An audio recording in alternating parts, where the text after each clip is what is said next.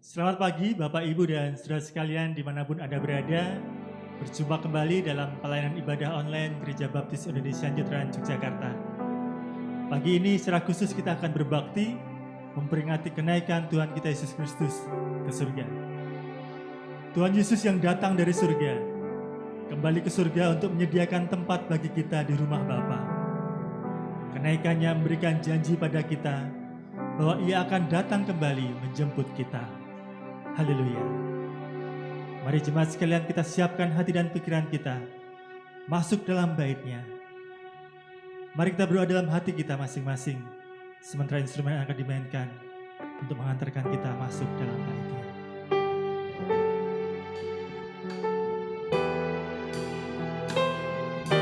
Inilah perkataan Tuhan Yesus sebelum Ia naik ke surga. Katanya kepada mereka, ada tertulis demikian, Mesias harus menderita dan bangkit dari antara orang mati pada hari ketiga. Dan lagi dalam namanya, berita tentang pertobatan dan pengampunan dosa harus disampaikan kepada segala bangsa, mulai dari Yerusalem. Kamu adalah saksi dari semuanya ini. Mari sedang jemaat sekalian kita angkat pujian pengagungan kita bahwa betapa agung dan mulia Tuhan kita Yesus Kristus.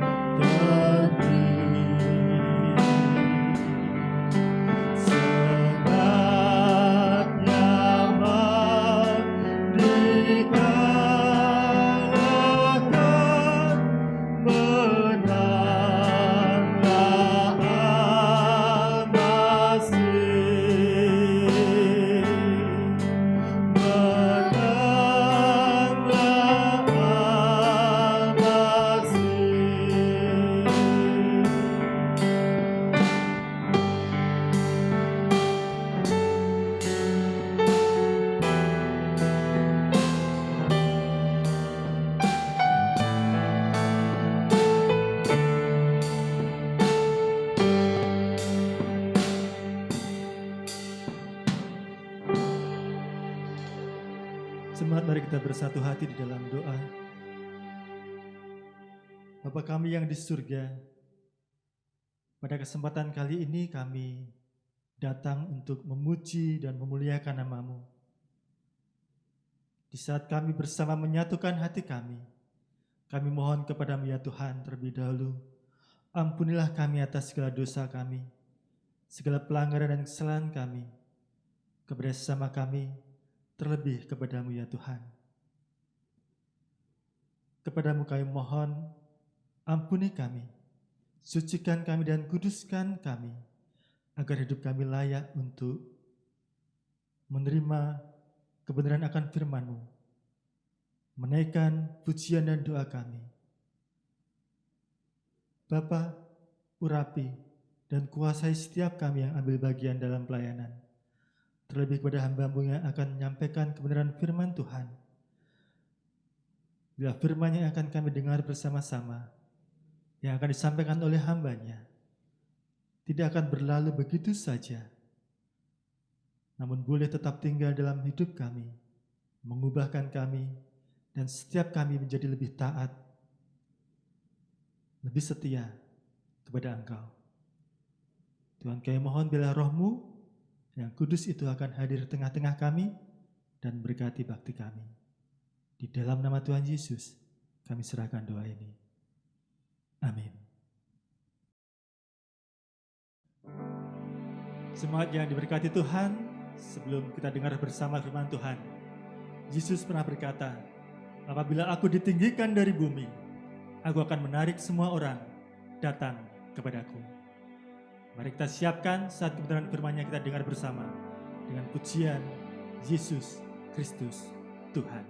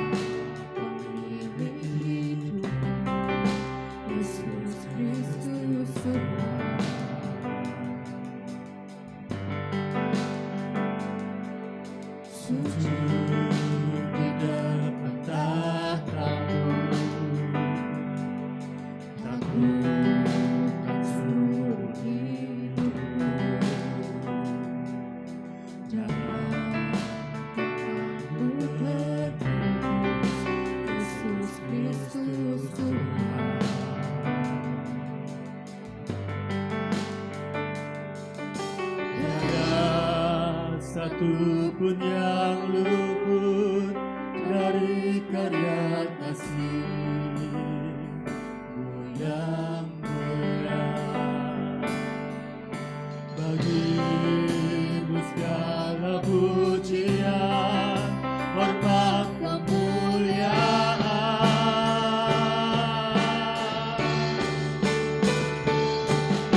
Engkau Tuhan ku tinggikan, yang bangkit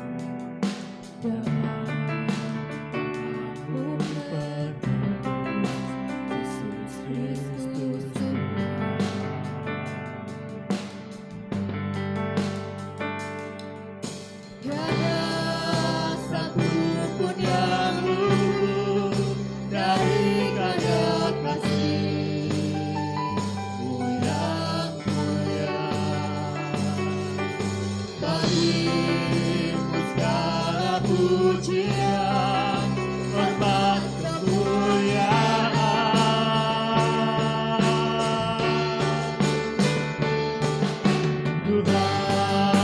Tuhan ku tinggikan, yang bangkit dan menang, Yesus Kristus Tuhan. Raja mulia dan luhur, berkorban bagiku.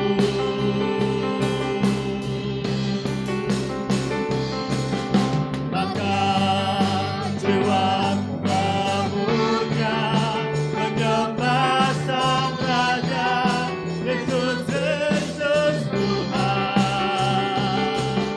Dengan sempurna kuasa-Mu, agunglah karya-Mu. Yesus Kristus Tuhan.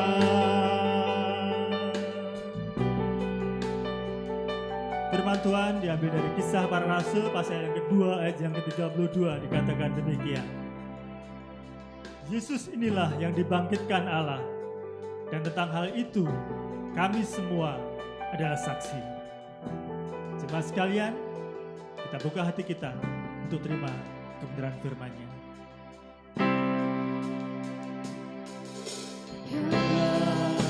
Satu pun yang luput dari karya kasih-Mu yang mulia. Bagi-Mu segala pujian, hormat kemuliaan.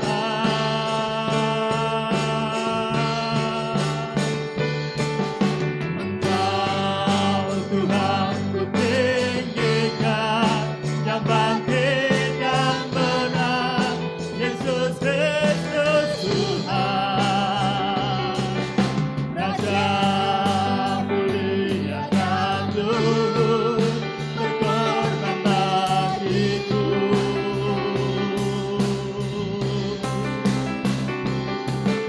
Maka jiwaku memuja, menyembah Sang Raja, Yesus Kristus Tuhan.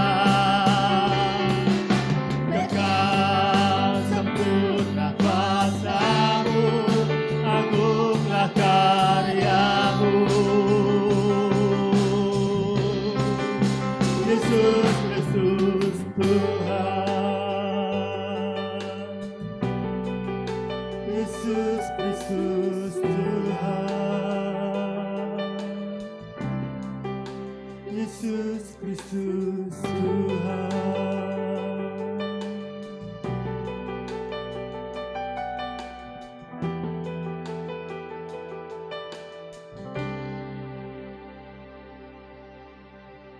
Amin. Shalom, selamat pagi Bapak Ibu Saudara yang dikasihi Tuhan. Senang boleh berjumpa kembali di kesempatan ini, kesempatan yang istimewa di mana kita bersama-sama beribadah dalam ibadah online dalam memperingati hari kenaikan Isa Al-Masih. Dan kita akan bersama-sama belajar yaitu tentang perikop yang terambil dari Kisah Para Rasul pasal yang kedua ayat yang ke-32. Sebelumnya mari kita menyerahkan pembelajaran kita pagi hari ini dalam doa. Mari kita berdoa. Bapa, kami serahkan saat kami boleh kembali mendengarkan kebenaran firman Tuhan, dan biarlah itu semuanya boleh menjadikan setiap kami semakin didewasakan dalam pengenalan akan Tuhan, sehingga setiap langkah kehidupan kami sungguh-sungguh kami merasakan, mengalami terang yang daripada oleh karena kebenaran firman-Mu. Berfirmanlah pada setiap kami Tuhan, hati pikiran kami dipersiapkan untuk benih firman Tuhan yang hendak ditaburkan. Di dalam nama Yesus kami berdoa. Amin.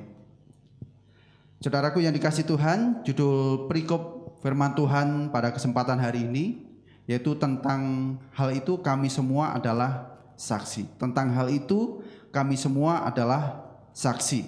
Perikop terambil dalam kitab Kisah Para Rasul pasal yang kedua ayat yang ke-32. Saya akan membacakan untuk Bapak Ibu sekalian. Bapak Ibu sekalian bisa menyimak di Alkitab masing-masing. Begini bunyi firman Tuhan. Yesus inilah yang dibangkitkan Allah, dan tentang hal itu kami semua adalah saksi. Jadi Yesus inilah yang dibangkitkan Allah, dan tentang hal kebangkitan itu dikatakan bahwa kami semua adalah saksi. Saksi di situ, kami di situ menunjuk kepada murid-murid Yesus pada saat itu. Di dalam terjemahan bahasa Indonesia sehari-hari dikatakan Yesus inilah yang dihidupkan kembali dari kematian oleh Allah. Kami semua sudah menyaksikan sendiri hal itu. Jadi murid-murid Yesus mengalami, menyaksikan sendiri, mendengar tentang hal kebangkitan. Ini kita masih berbicara tentang hal kebangkitan. Kalau di dalam terjemahan firman Allah yang hidup dikatakan ia di situ menunjuk kepada Daud, Raja Daud, berbicara mengenai Yesus, dan kami semua menjadi saksi bahwa Yesus bangkit dari antara orang mati.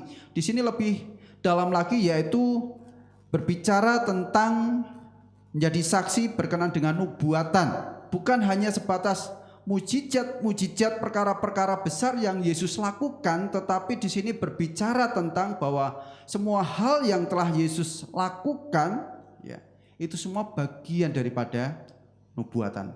Hal Yesus dilahirkan, hal Yesus mati disalibkan, dan pada hari yang ketiga dia dibangkitkan. Semuanya bagian-bagian daripada penggenapan, dan rasul-rasul ini menyatakan bahwa kami semua menjadi saksi daripada nubuatan itu.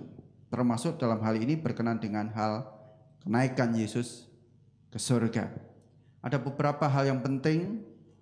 Memang kalau di Alkitab kita melihat bahwa Yesus tidak mengharuskan, tidak menyarankan supaya ini senantiasa diingat, berbeda dengan peristiwa perjamuan kudus.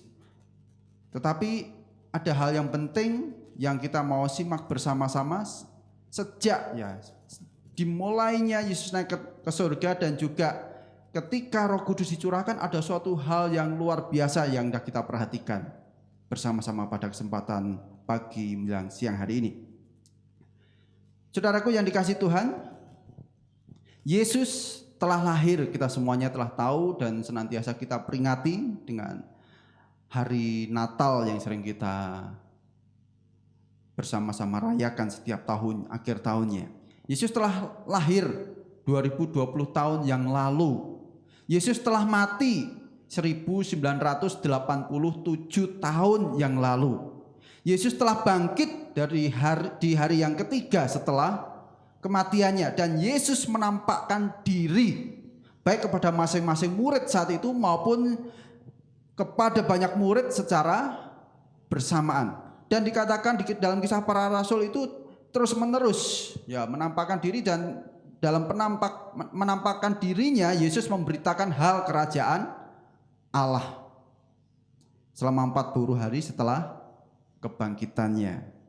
Dan Yesus telah naik ke surga dan akan datang kembali dengan cara yang sama seperti saat dia naik ke surga. Itulah rentetan peristiwa yang seringkali kita dengarkan, kita ingat, dan itu setiap kali tahun selalu kita diingatkan akan setiap peristiwa ini. Dan pada kesempatan istimewa pada pagi menjelang siang hari ini kita akan bersama-sama belajar mengerti, memahami 4 hal berkenaan dengan peristiwa luar biasa ini. Perlu mengerti, memahami, jadi tidak sekedar mendengar tetapi mengerti dan memahami. Kalau dalam Injil Matius 13 ayat 19 di situ kita melihat kalau kita hanya mendengar saja, kita tidak berusaha mengerti, memahami, dikatakan bahwa itu seperti firman Tuhan seperti benih yang ditaburkan di pinggir jalan. Dan setelahnya itu dimakan burung, hilang. Artinya tidak pernah bermanfaat dan tidak akan bertumbuh dalam kehidupan kita. Karena itu di kesempatan ini kita akan bersama-sama mengerti, memahami 4 hal berkenaan dengan peristiwa yang luar biasa ini. Mengapa saya katakan ini peristiwa yang luar biasa? Karena jika Yesus tidak dilahirkan, maka tidak ada berita tentang kematian. Bagaimana ada berita kematian sedangkan lahir saja tidak, gitu ya. Kalau Yesus tidak mati, maka tidak akan ada berita tentang kebangkitannya. Bagaimana diberitakan bangkit sedangkan mati saja? Tidak, gitu ya. Jikalau Yesus tidak dibangkitkan, maka tidak akan ada berita tentang kenaikannya. Bagaimana? Mati langsung naik. Ya, dan itu tidak sesuai dengan nubuatan yang betul-betul rasul-rasul waktu itu diwakili oleh Petrus menyatakan bahwa kami adalah saksi. Saksi dari apa? Saksi bahwa setiap peristiwa itu adalah nubuatan. Bahwa Yesus mati dan hari ketiga dia dibangkitkan, itu adalah nubuatan dari Mazmur Daud, dan juga ada juga di kitab dalam perjanjian lama, baik itu Yeremia, Yesaya, maupun berkenaan dengan kebangkitan kenaikan di kitab Yoel. Jadi Bapak Ibu Saudara yang kasih Tuhan, jikalau Yesus tidak naik ke surga, maka tidak ada janji bahwa ia akan datang kembali. Dan kesimpulannya seperti yang pernah Rasul Paulus sampaikan kepada jemaat yang ada di Korintus dalam surat Korintus pasal 15, dikatakan maka sia-sialah pemberitaan kami, juga maka sia-sialah kepercayaanmu. Sia-sia diberitakan dari tahun ke tahun oleh rasul pada waktu itu sampai dengan sekarang, sia-sia semuanya dikhotbahkan. Kalau tidak rentetan peristiwa ini tidak terjadi. Demikian pula sia-sialah apa yang kita percayai. Hanya suatu hal yang melelahkan. Ya lebih baik hari Minggu kita buat main-main saja ya gitu ya. Sia-sia. Kalau Yesus tidak dibangkitkan dan setelah itu Yesus naik ke surga dan Yesus berjanji dia akan datang kembali. Maka juga lebih parah lagi bahwa kamu masih hidup di dalam dosamu. Berarti kita masih hidup di dalam dosa kalau Yesus tidak dibangkitkan. Tetapi tidak demikian. Yesus dibangkitkan. Yesus naik ke surga. Dan Yesus mencurahkan Roh Kudus-Nya. Dan Yesus telah berjanji bahwa ia juga akan datang kembali. Oh, ini begitu peristiwa yang luar biasa. Inilah mengapa saya katakan hal ini luar biasa. Kalau nanti kita menyimak lebih dalam lagi, kita akan terberkati oleh karenanya. Kita mau belajar 4 hal. Hal yang pertama yang perlu kita ketahui berkenaan dengan peristiwa kenaikan Tuhan Yesus ke surga adalah yang pertama, kenaikan Yesus ke surga menunjukkan, membuktikan bahwa ia adalah Allah yang mengatasi langit dan bumi. Sekali lagi bahwa kenaikan Yesus ke surga itu membuktikan bahwa ia adalah Allah itu sendiri. Kalau kita melihat di dalam kitab Yohanes pasalnya yang ke-6, mari kita akan melihat bersama-sama sekilas. Yohanes pasal yang ke-6 ayatnya yang ke-60 sampai dengan yang ke-63.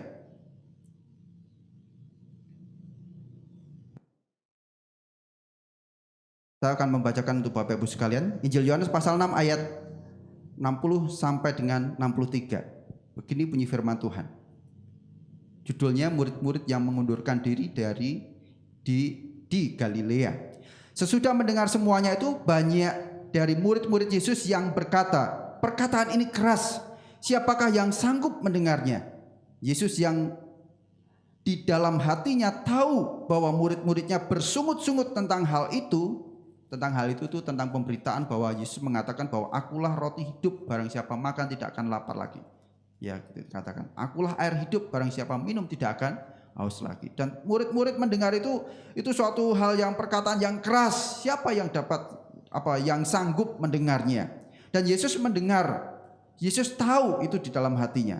Di dalam hati mereka Yesus tahu bahwa murid-muridnya sedang bersungut-sungut. Dan yang Yesus katakan adalah, adakah perkataan itu menggoncangkan imanmu? Ayat 62 dan 63. Dan bagaimanakah jikalau kamu melihat anak manusia naik ke tempat di mana ia sebelumnya berada? Rohlah yang memberi hidup, daging sama sekali tidak berguna. Perkataan-perkataan yang kukatakan kepadamu adalah roh dan hidup. kita perhatikan ayat yang ke-62 khususnya. Ketika murid-murid tergoncang imannya dengan perkataan Yesus dan banyak orang-orang yang mundur daripada mengikut Yesus pada saat itu, dikatakan, bagaimanakah jikalau kamu melihat anak manusia naik ke tempat di mana ia sebelumnya berada? Ya, ini sungguh-sungguh dirasakan oleh Petrus ketika dia dengan imannya yang luar biasa. Siapa sih yang tidak mengenal Petrus ya? Petrus itu seorang murid Yesus yang mudah sekali memimpin dalam setiap pembicaraan, mudah sekali merespon segala sesuatu yang dikatakan Yesus dan sebagainya, ya, tetapi seringkali tidak sesuai dengan apa yang Yesus inginkan. Tapi itulah karakter Petrus, gitu. Itulah karakter Petrus. Sehingga Petrus bisa dibentuk sedemikian pula. Kenapa? Karena Petrus saat itu melihat bagaimana anak manusia naik ke tempat di mana ia sebelumnya berada. Naiknya Yesus bukan langsung menghilang, tetapi naik ke awan-awan, dan setelah itu awan menutup. Nah, itulah peristiwa di mana iman Petrus yang luar biasa menyaksikan bahwa Yesus sungguh-sungguh Allah. Ada suatu perubahan yang drastis akhirnya dalam kehidupan Petrus saat itu. Salah satu hal yang perlu kita ketahui mengapa murid-murid berubah drastis, karena mereka mendengar, mereka melihat, mereka meraba setiap peristiwa, rentetan peristiwa selama bersama-sama dengan Yesus, dan puncaknya saat Yesus naik ke surga dan Roh Kudus dicurahkan. Murid-murid waktu itu kita melihat bahwa bukan sebatas apa yang mereka lihat ketika mujizat terjadi itu yang membuat mereka perubahan aksi, tidak. Bukan perkara firman yang apalagi firman yang mereka dengarkan bahwa Yesus nanti akan mati dan pada hari ketiga akan dibangkitkan, itu pun lalu daripada mereka. Sehingga ketika Yesus ditangkap mereka porak-poranda. Dan apa yang pernah mereka lihat selama kurang lebih 3,5 tahun bersama dengan Yesus, seolah-olah mereka tidak pernah melihat. Mereka terporak-porandakan dan iman mereka goncang, dan mereka ada yang pulang kampung karena sedih bagaimana guru mereka yang mereka agung-agungkan luar biasa yang mati hanya tergantung di kayu salib, nggak bisa, seolah-olah nggak bisa apa-apa. Mereka lupa Yesus pernah mengatakan pada mereka bahwa hari yang ketiga ia akan dibangkitkan, dan mereka melupakan begitu saja setiap rentetan peristiwa mujizat-mujizat yang pernah terjadi. Bahkan orang mati dihidupkan, gitu ya. Jangankan sakit penyakit, orang mati saja bisa dihidupkan. Bukan karena itu, tetapi karena rentetan peristiwa sampai puncaknya kepada Yesus naik ke surga. Itulah yang membuat mereka akhirnya berubah drastis. Kalau kita melihat di dalam perikop ini, khususnya dalam Kisah Para Rasul pasal yang keempat, mari kita perhatikan bersama-sama. Kisah Para Rasul pasal yang keempat ayat 19 dan yang ke-20. Saya akan membacakannya. Dikatakan firman Tuhan demikian. Tetapi Petrus dan Yohanes menjawab mereka. Ini ketika Petrus dan Yohanes ditangkap, ya, karena mereka memberitakan tentang hal ada kebangkitan daripada orang mati. Ya, setelah itu diberitakan, menyebar, dan akhirnya Petrus dan Yohanes ditangkap. Tetapi Petrus dan Yohanes menjawab mereka, silahkan kamu putuskan sendiri, manakah yang benar di hadapan Allah? Taat kepada kamu atau taat kepada Allah? Karena waktu itu tua-tua Yahudi memikirkan bagaimana kita intinya tuh mulai bagaimana supaya apa yang diberitakan Petrus Yohanes tidak menyebar, gitu ya. Kalau menghukum rasanya nggak mungkin, karena ada orang yang lumpuh sejak lahirnya dan 40 tahun kemudian baru bisa disembuhkan ada di sampingnya, gitu. Rasanya nggak mungkin, dan akhirnya ya dihambat saja supaya ada suatu tekanan pada Yohanes dan Petrus supaya tidak memberitakan tentang hal itu. Akhirnya Petrus menjawab demikian, silakan kamu putuskan sendiri, manakah yang benar di hadapan Allah? Taat kepada kamu atau taat kepada Allah? Sebab tidak mungkin, kita perhatikan ayat 20, sebab tidak mungkin bagi kami untuk tidak berkata-kata tentang apa yang telah kami lihat dan yang telah kami dengar. Gak mungkin gak ngomong tentang yang sudah dilihat, gak mungkin gak ngomong yang telah didengarkan. Padahal kalau kita perhatikan, ini yang berkata-kata Petrus yang mewakili. Kata kami itu dia mewakili dari rasul-rasul yang ada. Jadi kalau kita perhatikan, bagaimana peristiwa ketika mereka mengikut Yesus, banyak mujizat, hal yang mereka dengarkan luar biasa, hal mereka lihat luar biasa, dan bahkan mereka pun melihat bagaimana Yesus itu bangkit, ya, dan sebagainya, dan seterusnya. dan mereka masih meragukan akan hal itu. Tetapi puncaknya ketika Tuhan Yesus naik ke surga dan disaksikan oleh mereka, dan ketika Roh Kudus dicurahkan atas mereka, disitulah ada suatu perubahan yang ekstrim daripada murid-murid Yesus. Terkhusus di sini disebutkan berkenaan dengan apa yang dikatakan oleh Petrus dalam menyikapi di dalam persidangan. Betapa luar biasanya Petrus bisa mengatakan demikian.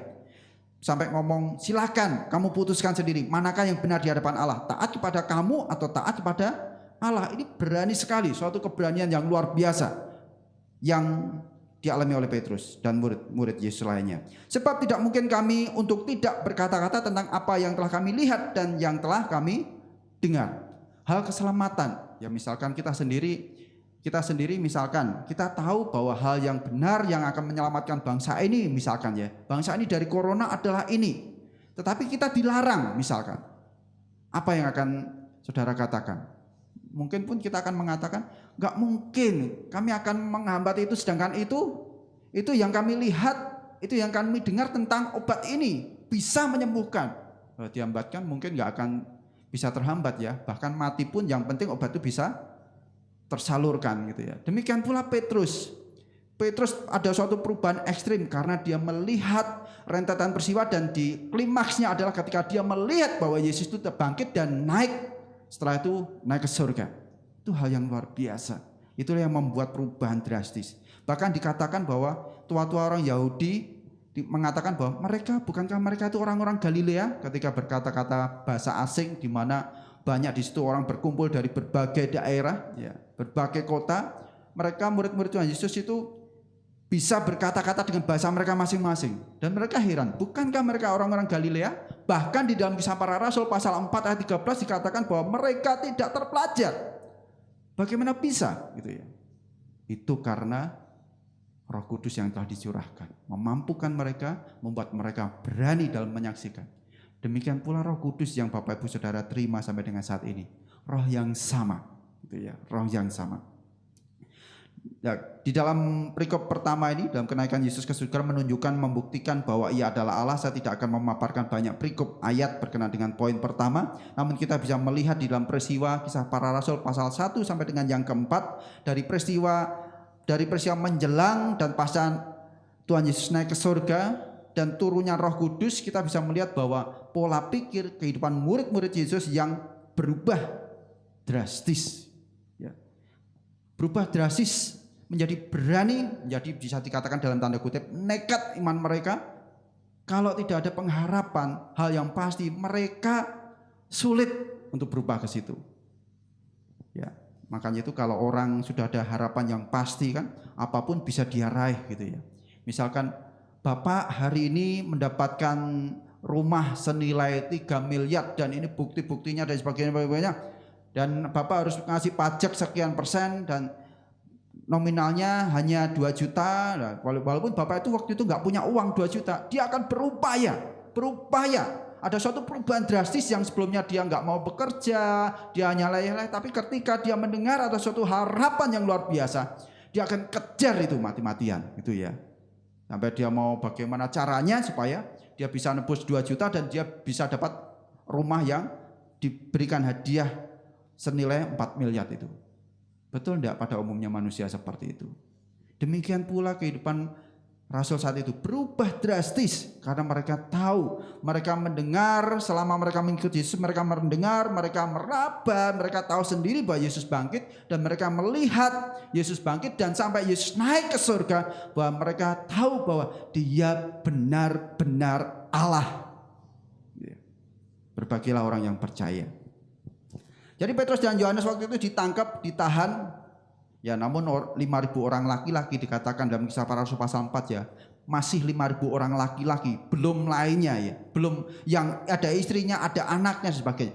5.000 orang laki-laki menjadi percaya karena pemberitaan bahwa di dalam Yesus ada kebangkitan dari antara orang mati. Sekalipun Petrus Yohanes ditangkap, ditahan, yang walaupun akhirnya dilepaskan karena mereka tidak punya alasan yang tepat. Dan juga saksi hidupnya orang yang lumpuh sejak lahir dan 40 tahun kemudian baru disembuhkan, ya mereka nggak bisa apa-apa.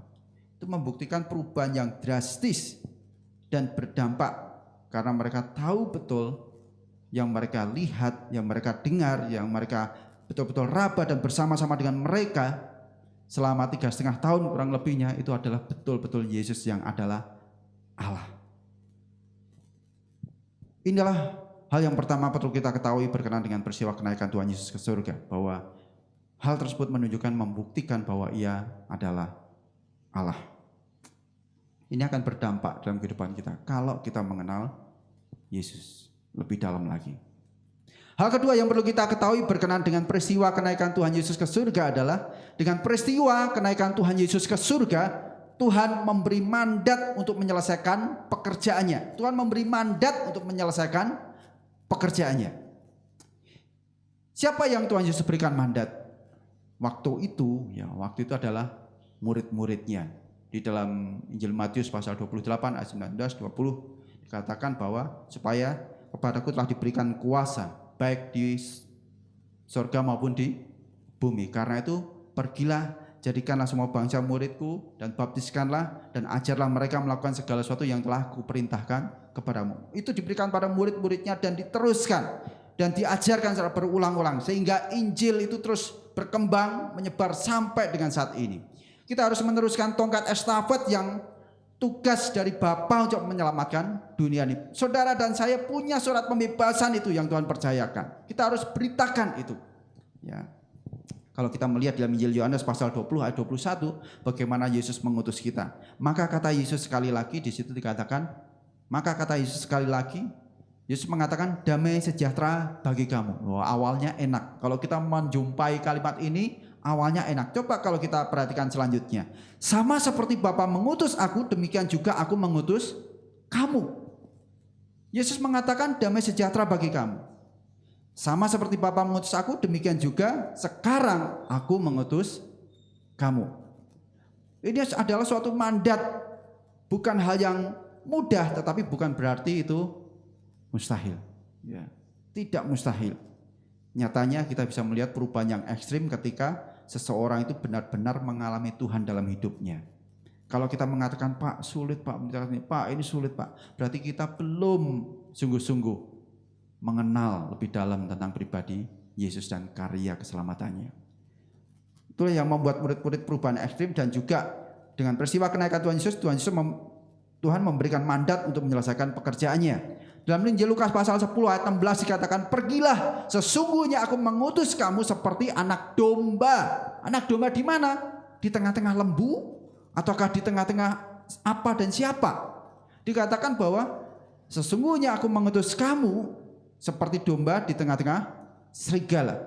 Saudara bisa bayangkan anak domba di tengah-tengah serigala? Kira-kira ini hal yang menyenangkan, nyaman, ataukah ini hal yang menakutkan?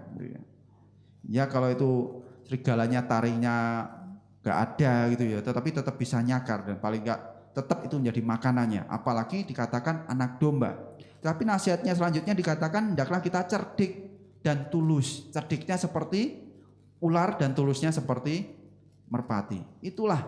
Jadi kita diberikan mandat untuk menyelesaikan pekerjaannya dengan cerdik seperti ular dan tulus seperti merpati. Ingat bahwa saudara dan saya dikatakan seperti anak domba, di mana di tengah-tengah serigala. Kalau kehidupan sekarang kita nggak nyaman, Pak sekarang penginjilan sulit, Pak mendekati seseorang sulit, Pak penjangkauan sulit. Nggak sekarang. Zaman Tuhan Yesus sudah menasihatkan seperti itu, bahwa kita diutus, kita anak domba diutus bukan di tengah-tengah induk domba yang lain. Kita anak domba diutus di tengah-tengah serigala. Jadi jangan mengherankan kalau sekarang kita katakan Pak penginjilan sulit, Pak pendekatan sulit, Pak penjangkauan sulit. Coba kalau kita belajar Alkitab mendalam lagi, kita nggak akan pernah heran, nggak pernah kita putus asa karena itu sudah dikatakan oleh Tuhan Yesus. Tapi jangan gelisah.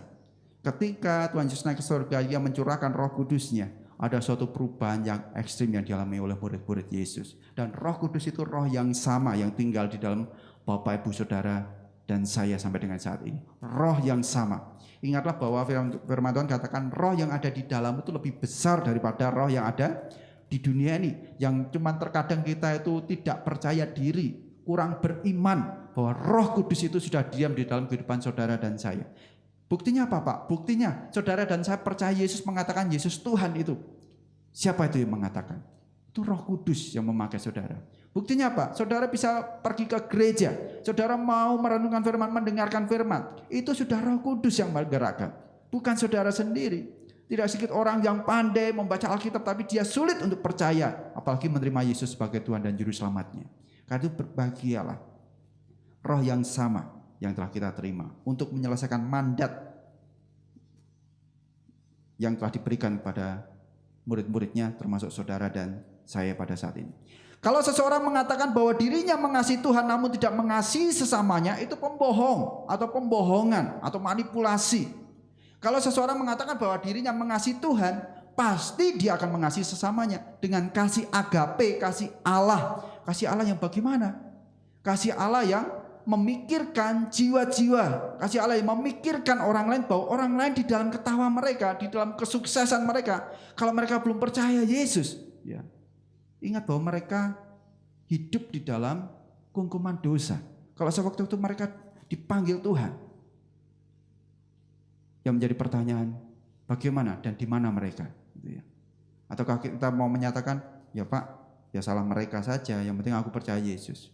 Berarti saudara belum benar-benar percaya Yesus. Kalau saudara sudah percaya Yesus, saudara akan senantiasa akan rindu akan firman-Nya dan saudara akan dibentuk untuk mengasihi orang-orang jiwa-jiwa yang ada di luar. Sekalipun tugas kita bukan untuk memenangkan mereka, tugas kita untuk memberitakan dan menjadi saksi. Alkitab tidak pernah menyatakan bahwa engkau harus memenangkan dia.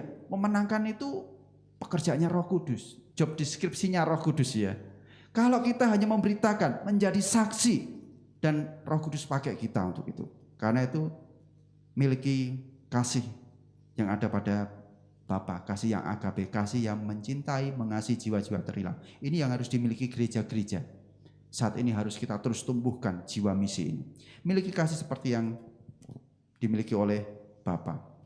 Ini pun yang dimiliki oleh murid-murid Yesus. Sehingga bahkan kalau kita melihat kehidupan murid-murid Yesus sebelum Yesus dibangkitkan, sebelum Yesus naik dan mencurahkan Roh Kudus-Nya, dan setelah itu ada suatu perubahan yang ekstrim sekali, yaitu bahkan nyawa mereka diberikan untuk itu, bahkan mereka mati martir. Bahkan yang terakhir pun Yohanes pun juga menurut tradisi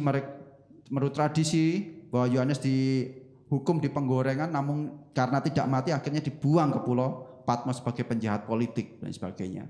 Hal yang luar biasa drastis sekali karena mereka tahu siapa itu Yesus.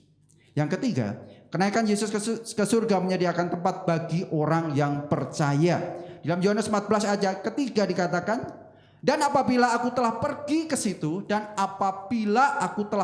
situ dan telah menyediakan tempat bagimu, dikatakan aku akan datang kembali dan membawa siapa? Saudara dan saya, membawa kamu ke tempatku. Supaya apa? Supaya di tempat di mana aku berada, kamu pun berada. Ternyata ini adalah kerinduan Allah sendiri. Bukan muncul dari kerinduan kita terus akhirnya dijawab, bukan. Munculnya dari kasih karunia Allah. Munculnya dari Allah supaya kita berada di mana Yesus berada saat ini. Berbicara tentang tempat ini, berbicara yang benar-benar secara fisik guna tubuh kebangkitan. Allah menyediakan. Kalau kita tidak punya pengharapan ini, kita menjadi orang Kristen yang nol. Orang tanpa pengharapan, dia hidupnya akan mudah dipatahkan. Dia akan mudah patah semangat. Bahkan seorang yang mengejar, dia belajar tanpa adanya cita-cita, ya itu akan tidak membuat semangat. Demikian pula hidup tanpa pengharapannya ini, hidup kekristenan adalah nol. Dia hanya ngambang dari kegiatan satu kegiatan yang lain, kegiatan satu pada kegiatan yang lain, dan itu pasti akan menjenuhkan. Tetapi ketika kita tahu pengharapan dalam Kristus Yesus, bahwa kehidupan kita saat ini, kita diciptakan bukan untuk saat ini saja, tapi diciptakan untuk sifatnya kekekalan. Sifatnya adalah kehidupan ini untuk kehidupan yang mendatang. Bukan hanya sebatas dunia ini, seperti 1 Korintus 15:19 katakan, kalau kita mengharapkan Yesus sebatas dunia ini, kita adalah orang-orang yang paling malang di seluruh dunia ini. Karena itu berharaplah pada Yesus bukan sebatas dunia ini. Yesus gak kurang cara untuk memberkati setiap anak-anaknya. Kalau Yesus sudah memberikan kerajaannya saja, bahkan hidupnya untuk mati bagi saudara dan saya, Apalagi saudara doa-doa sekarang. Kalaupun kita ngomong corona selesai, Tuhan akan selesaikan. Tapi kalau belum selesai berarti Tuhan belum berkehendak. Ada suatu hal yang lain yang lebih baik yang akan Tuhan nyatakan. Percaya saja. Jadi kalau kita nggak punya pengharapan ini, kita menjadi orang Kristen yang nol. Jadi milikilah pengharapan hal yang kekal dalam kerajaan surga di dalam pribadi Yesus Kristus. Hidup ini ada ujungnya. Apalagi cuman kalau sebatas 70 tahun, 80 tahun ya. Kita mau katakan bahwa rumahku bukan di bumi, rumahku di surga, di Yerusalem baru, langit baru dan bumi yang baru. Itu kalau seseorang, kalau saudara dan saya tidak mengingini akan hal ini, ya, kalau tidak mengingini di mana Yesus itu berada saat ini, ya itu namanya apa? Cinta. Kalau seseorang cinta itu kalau kekasihnya di suatu tempat, dia inginnya dengan kekasihnya. Kalau kekasihnya ada di luar kota dan dia nggak pengen ketemu dengan kekasihnya, ya itu patut diragukan. Ya, patut diragukan itu sungguhnya cinta atau tidak. Demikian pula kalau kita cinta dengan Yesus. Apa yang menjadikan kerinduan Yesus sendiri mengatakan supaya di tempat di mana aku berada, kamu pun berada. Yesus rindu kita sebagai mempelai perempuan suatu saat bersama-sama dengan Dia. Ya. Nah, kalau kita sendiri yang dirindukan tidak ingin, ya, tidak ingin untuk peristiwa ini. Oh, itu diragukan untuk cinta kita sekalian. Karena itu yang ini dalam perikop ini, kenaikan Tuhan Yesus ke surga menyediakan tempat bagi orang yang percaya. Hal yang terakhir, yang keempat, kenaikan Yesus ke surga membuktikan bahwa kerajaannya bukan dari dunia ini.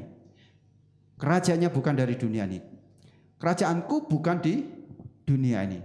Pilatus sebagai gubernur, kalau saat ini gubernur yang mewakili Roma, pamornya yang sedang berkurang, ia mencari kesempatan ya untuk mencari massa, dan pada akhirnya supaya bagaimana dia memperoleh massa dan Yesus disalibkan. Ya, Yesus pun mengatakan kalau kerajaannya di dunia, ya pasti dia malaikat-malaikat itu nggak akan tinggal diam. Tetapi karena kerajaannya bukan di dunia, ya, hal itu tetap bisa terjadi.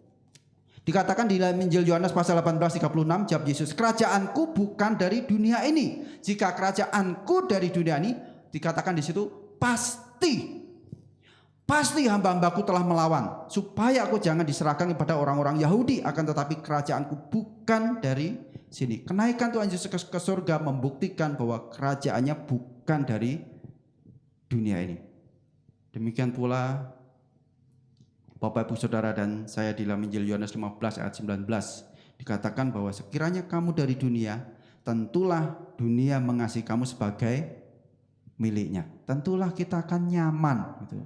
Karena itu enggak sedikit orang yang merasakan sebanyak berapapun hartanya dia merasakan ketidaknyamanan. Seberapa sehat pun orang itu tetap di usia-usia tertentu dia akan merasakan ada sesuatu yang janggal. Bagi orang percaya ya, bagi orang percaya. Karena apa? Bahwa dunia, kita bukan dari dunia ini.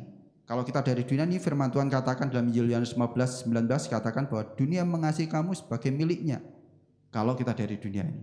Tetapi karena kamu bukan dari dunia ini, melainkan aku telah memilih kamu dari dunia, dikatakan sebab itulah dunia membenci kamu. Kata dunia di sini bukan berbicara tentang sebatas manusianya, namun juga sistem dan pola yang ada di dalamnya. Tidak sedikit orang percaya dengan sistem-sistem dunia yang ada, dia merasa nggak nyaman dan sebagainya. Ya wajarlah karena kita bukan dari dunia ini. Sebab itulah dunia membenci kamu karena Allah telah memilih kamu dari dunia ini. Kalau kita nyaman dan kita menjadikan ketika kita bergelimang harta, tubuh yang sehat, dan akhirnya ketika kita sakit kita takut, ya itu patut diragukan. Sudahkah saudara percaya Yesus? Kalau percaya Yesus tidak ada yang perlu ditakutkan. Kerajaannya bukan dari dunia ini. Demikian pula saudara dan saya yang dipilih bukan dari dunia ini. Jadi 4 hal kenaikan Yesus ke surga menunjukkan bahwa Ia adalah Allah. Ia benar-benar Allah. Ya sungguh-sungguhlah yang membuat murid-muridnya perubahan ekstrim yang luar biasa. Bahkan matinya secara ekstrim pula. Itu karena mereka tahu betul melalui setiap peristiwa yang ada sampai kenaikan bahwa Dia benar-benar Tuhan. Yang kedua, kenaikan Tuhan Yesus ke surga memberikan mandat untuk menyelesaikan pekerjaannya. Bukan sampai di sini saja, ada suatu mandat yang Tuhan inginkan supaya kita kerjakan, kita selesaikan sampai pada garis akhirnya. Yang ketiga, kenaikan Tuhan Yesus ke surga menyediakan tempat bagi orang yang percaya. Ini berbicara tentang pengharapan setelah kematian, bahwa Yesus menyediakan tempat bagi setiap orang yang percaya, dan itu sifatnya kekal. Dan di mana ratap tangis tidak ada lagi, penderitaan tidak ada lagi. Jadi betapa luar biasa kasih dan karyanya melalui pribadi Yesus Kristus. Yang keempat, yang terakhir, kenaikan Yesus ke surga menunjukkan bahwa kerajaannya bukan dari dunia ini.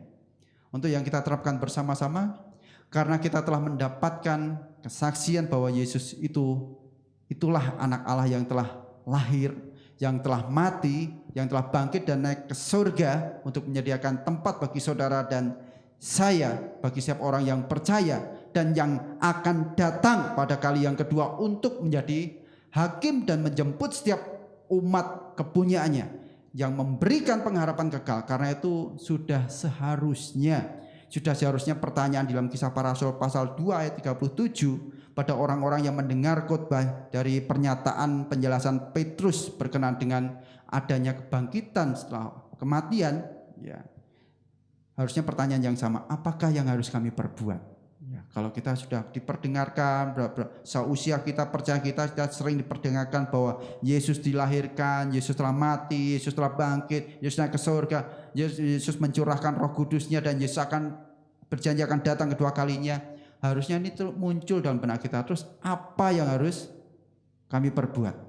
Apakah kita hanya mengisi kehidupan kita dengan bekerja, kaya, poya-poya, mati diselamatkan, begitu saja? Coba kita renungkan, apakah Alkitab demikian mengatakannya? Jangan-jangan kita percaya diri gitu ya. Tumbuhkan jiwa misi yang telah Tuhan Yesus amanatkan. Tumbuhkan jiwa misi itu, yaitu senantiasa kita beritakan, kita muridkan, kita baptiskan, kita mengajar segala sesuatu yang telah Yesus perintahkan. Ini juga menjadikan misi Gereja Baptis Indonesia Nyutran, supaya gereja ini menjangkau sebagai wujud mengasihi jiwa-jiwa. Menjangkau, setelah menjangkau apa? Mempersekutukan. Setelah mempersekutukan, melayani. Dalam artian terlibat dalam pelayanan. Setelah melayani nggak sampai di situ, dimuridkan, didampingi, dimentori, didampingi. Setelah itu yang terakhir apa? Ada suatu pengutusan. Mengutus kemana? Mengutus untuk menjangkau. Balik lagi, menjangkau untuk apa? Menjangkau untuk mempersekutukan. Mempersekutukan untuk apa? Untuk melayani. Setelah untuk melayani dan juga dimuridkan. Setelah dimuridkan, diutus. Apalagi diutus kemana? Balik lagi. Jadi muter siklusnya. Itulah misi gereja kita. Ini harus terus bertumbuh dalam kehidupan kita sebagai wujud bahwa kita taat akan amanat agungnya. Jangkau jiwa-jiwa, beritakan perihal pertobatan, bersaksi, dan juga jadilah saksi dimanapun saudara berada. Karena Yesus telah melakukan karyanya dan Yesus telah memberikan amanat agungnya. Ingat bahwa dikatakan Dia telah menyediakan tempat bagi saudara dan saya di sana. Dia telah menyediakan tempat, berarti Dia saat ini terus berkarya. Dia ada suatu mandat, dan suatu saat dikatakan, misalkan saya ya, suatu saat dikatakan bahwa Asek, sampai di situ perjuanganmu, dipanggil. Setelah itu bagaimana pertanggungjawaban jiwa kita? Kalau kita hidup sampai saat ini, kita nggak bisa katakan bahwa Pak, saya kan sampai sehat sekarang, nggak apa-apa Pak, sehat. Siapa tahu 1 menit kemudian saudara dipanggil Tuhan ya. Puji Tuhan atau sedih ya kira. Ya coba kita renungkan akan hal ini. Lakukan yang terbaik. Tuhan Yesus nggak menuntut hal yang baik. Kalau kita lihat Alkitab, yang baik-baik enggak. Standarnya Tuhan Yesus itu sempurna, sulit. Tapi Tuhan Yesus merindukan kita optimal mempersembahkan yang terbaik kepadanya. Petrus yang berkhotbah memberikan penjelasan 5.000 orang laki-laki menjadi bertobat percaya. Bagaimana dengan Stefanus? Stefanus dia memberitakan tentang Yesus, batu-batu yang menimpuk dia lalu dia mati. Gitu ya. Mana yang baik, yang bagus? Ada. Yesus menginginkan optimal. Sudahkah optimal kita? Mari kita tumbuhkan jiwa misi dalam kehidupan kita. Terus menjangkau bukan berarti terus kita langsung menginjil, enggak. Minimal kita mendoakan. Tuhan, aku rindu temanku itu bertobat. Tuhan, aku rindu orang tua aku ini bertobat. Tuhan, aku rindu ini. Doakan terus. Itu menumbuhkan jiwa misi dalam kehidupan kita. Untuk merespon bahwa Yesus benar-benar Allah yang telah naik ke surga. Di dalam Injil Yohanes 14 ayat 1 sampai dengan yang 4 dikatakan, karena jangan gelisah hatimu dan percayalah Dia berikan pengharapan kekal pasti, dan Yesus katakan, kemana aku pergi, kamu tahu jalan ke situ. Jangan gelisah hatimu dan percayalah. Jikalau kita menumbuhkan jiwa misi untuk merespon apa yang harus kita perbuat setelah kita mendengar tentang hal karya Allah melalui pribadi Yesus, kita mau menumbuhkan jiwa misi itu, jangan gelisah hatimu, percayalah. Hal ketika ada menumbuhkan jiwa misi dalam kehidupan kita itu nggak akan menghambat pekerjaanmu. Hal menumbuhkan jiwa misi tidak akan membuatmu gagal. Hal menumbuhkan jiwa misi tidak akan membuat mungkin kekasihmu lari dan sebagainya. Percayalah. Firman Tuhan katakan, janganlah gelisah hatimu, percayalah. Kemana aku pergi, kamu tahu jalan ke situ. Luar biasa bagi orang percaya. Terpujilah nama Tuhan, kekal sampai selama-lamanya, dan berbagilah kita setiap orang yang mendengar dan berpegang teguh atas firman-Nya sampai dengan kesudahnya, tidak akan dikecewakan. Mari kita berdoa.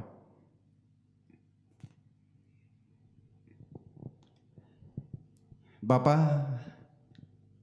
terima kasih untuk kebenaran firman Tuhan hari ini. Hari di mana setiap kami anggota tubuh-Mu, gereja-Mu boleh kembali diperdengarkan akan firman-Mu yang telah memberikan pengertian, pemahaman akan kasih setia dan pengorbanan-Mu yang begitu besar. Dan hal ini meneguhkan iman kami, pengharapan kami di dalam nama-Mu. Ajar kami Tuhan, pimpin setiap kami untuk senantiasa mengisi sisa waktu hidup kami yang singkat ini dengan perkara-perkara yang Tuhan berkenan. Arahkan hati kami untuk senantiasa bersyukur dalam segala perkara, dan arahkan mata kami senantiasa tertuju hanya kepada Tuhan. Sebab hari ini kami telah tahu dan memahami kepada siapa kami percaya dan bagaimana seharusnya kami hidup. Terima kasih Bapa, dan kami rindu pada kesempatan hari ini mendoakan senantiasa untuk keberadaan bangsa ini yang kami kasih, sebab kami percaya di mana kami berada di tengah-tengah bangsa ini, kami untuk bangsa ini. Kami berdoa untuk Bapak Presiden dan juga jajaran Menteri Kabinet Indonesia Maju dapat bekerja sama dengan baik. Tuhan memberikan hikmat, kesatuan hati bersama dengan pemerintahan pusat, daerah dalam mengatasi khususnya dalam pandemi COVID-19 ini, semua boleh cepat terselesaikan. Tuhan memakai setiap mereka menjadi kepanjangan tangan Tuhan. Tuhan berkenan memberkati. Kami juga berdoa dan mendoakan untuk satuan tugas TNI Polri dan juga seluruh tenaga medis yang bekerja dalam mengatasi pandemi COVID ini, agar senantiasa diberikan kekuatan, kesehatan, kesabaran dalam melaksanakan tugas di garis depan.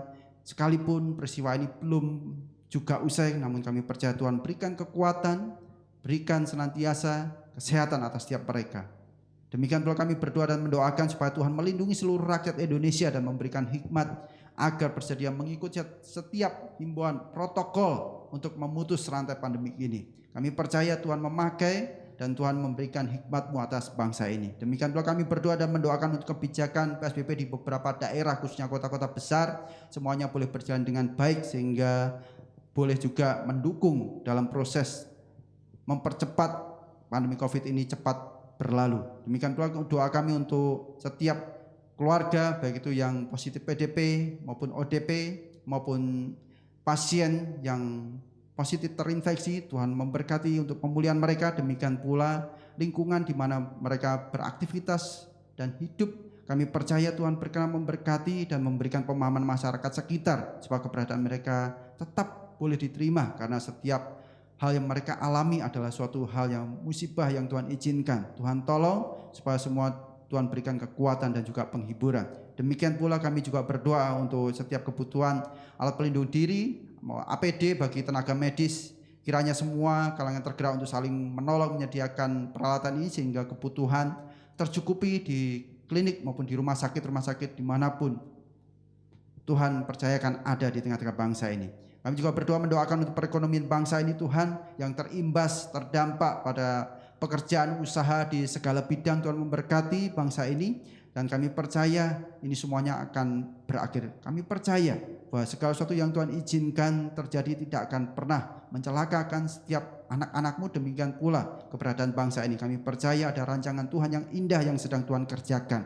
Karena itu kami serahkan, Tuhan berkarya dan juga memberkati. Demikian pula kami berdoa untuk anggaran yang telah dikeluarkan oleh bangsa ini untuk menolong kehidupan masyarakat yang ada, sekalipun anggaran bukan anggaran yang kecil yang akan dikeluarkan dan sedang dikeluarkan bangsa ini, namun hikmat Tuhan terus memenuhi pemerintahan bangsa ini sehingga semuanya boleh berjalan dengan baik seturut dengan kehendak Tuhan. Kami juga berdoa untuk penanganan tindak kejahatan kriminal yang meningkat agar aparat dapat menanganinya secara optimal, diberkati kekuatannya daripada Tuhan. Demikian pula keluarga yang ditinggalkan dalam menjalankan tugas mereka, kami percaya Tuhan memberikan kekuatan dan penghiburan yang daripada Tuhan. Demikian pula untuk persiapan hari besar keagamaan, baik itu masa-masa ini, masa-masa puasa, saudara-saudara kami yang sedang menjalankan ibadah puasa, dan juga untuk persiapan untuk Hari Raya Besar Idul Fitri. Tuhan memberkati mereka sehingga setiap keberadaan mereka senantiasa Tuhan berkenan memberkati, dan juga situasi, kondisi, lingkungan yang ada semua boleh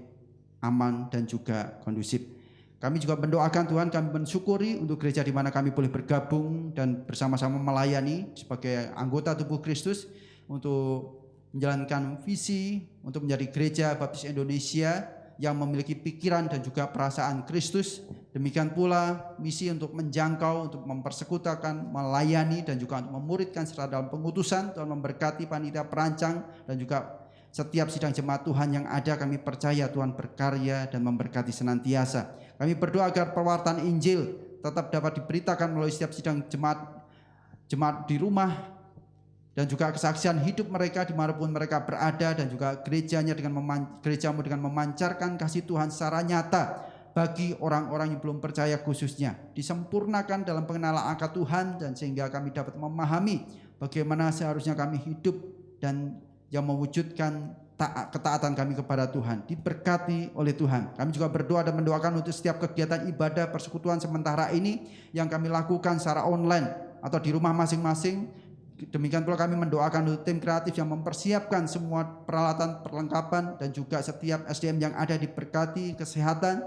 Kami percaya bahwa jerih lelah mereka satupun di dalam Tuhan tidak akan pernah sia-sia. Mereka sedang menabur hal yang baik, dan kami percaya mereka akan menuai yang daripada Tuhan yang terbaik. Terima kasih Bapak. Demikian pula kami berdoa untuk hamba-hamba Tuhan yang melayani maupun panitia perancang, pembina KPW, guru sekolah minggu, diberkati keluarga serta pelayanan dalam segala aktivitas mereka memuliakan nama Tuhan. Kami mendoakan dan berdoa untuk jemaat supaya diberikan kesehatan, kesabaran, berkat, hikmat khususnya dalam menyangkut kesehatan dan imun tubuh supaya mereka tetap prima. Jemaat lansia yang memiliki riwayat penyakit, Tuhan tolong, Tuhan berikan perlindungan yang daripada Tuhan supaya senantiasa mereka sehat dan panjang umur. Dan kerinduan kami saat kami dipersekutukan dalam ibadah bersama-sama, kami boleh berjumpa satu dengan yang lain dalam berbagi kasih, mewujudkan kasih, dan kami boleh senantiasa merasakan hubungan yang harmonis sebagai anggota tubuh Kristus. Kami juga berdoa dan mendoakan untuk jemaat yang sedang dalam pergumulan masalah keluarga, keuangan, lemah iman undur, dan juga menanti keturunan, dan juga menanti pasangan hidupnya dalam pergumulan pencarian pekerjaan maupun usaha yang terhenti karena pandemik ini. Tuhan tolong pemulihan yang daripada Tuhan, penyertaan kuat kuasa Tuhan terus akan meneguhkan mereka dan memberikan jalan yang terbaik di balik segala pergumulan yang mereka sedang hadapi. Demikian pula kami berdoa untuk pemulihan kesehatan hamba-Mu Pendeta Petrus, Bapak Kuasa Songko, serta Bapak Jono khususnya yang saat ini pasca penanganan operasi. Kami percaya Tuhan terus berikan kekuatan dan kesehatan melalui setiap terapi maupun setiap kontrol ke rumah sakit yang sedang dijalannya. Tuhan berkenan menyertai dan memberkati. Dan juga kami berdoa untuk Ibu Ira yang sedang mengandung. Kami percaya Tuhan memberkati.